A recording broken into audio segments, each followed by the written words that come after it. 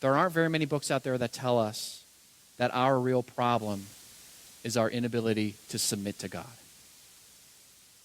But that's our problem, in the church and outside of the church. Our problem is that we struggle and so often don't submit to God. It does you no good crying out to God about your sin if you're not going to submit to his authority. It doesn't do you any good.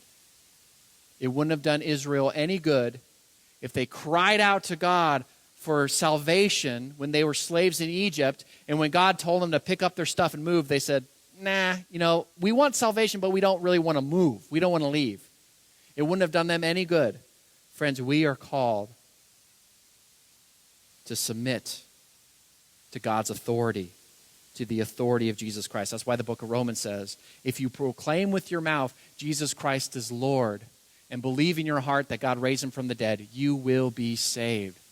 When you proclaim that Jesus is Lord, that means you're not the Lord. He is. And submission doesn't mean, here's where we get wrong with submission. Submission doesn't mean you agree with everything. Submission doesn't mean you understand everything. That's not what submission means. Submission means you know the person you're submitting to, and because you trust them and love them, you will do it regardless of the external circumstances you see.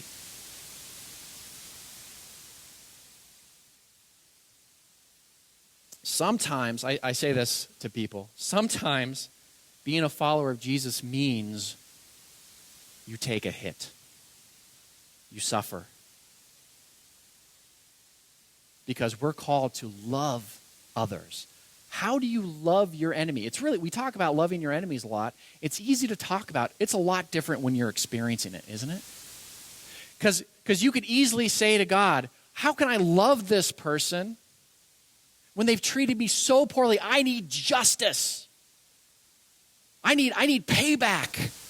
I need something to happen for me to love this person. And God is calling us, no. Justice is my job, not yours. Your job is to love them. And so what are we going to say? How do we respond to that? Well, no, God, you don't understand it. You don't understand how terribly they hurt me. That's not what we're called to do. We're called to submit, and we're called to love. Guys, this is not easy. And I think we have to start waking up to this. And I think the American church has to really start waking up to this. We've been pretty cushy for a long time. Submission means very often doing the thing that's going to make you unpopular, do the thing that's going to hurt you a lot. Being submissive means giving yourself away. Because guess who was ultimately the most submissive? Was Jesus Christ. Remember in the Garden of Gethsemane, he says, if you're willing, Lord, let this cup pass from me, but not my will, your will be done. Jesus was the most submissive. Why would we expect to live any other way? God has and here's the good news, God's got the big perspective. God sees every angle. And so all we have to do is follow what he says, because we trust in the one who has all the answers, who sees all the angles, who sees all the perspectives.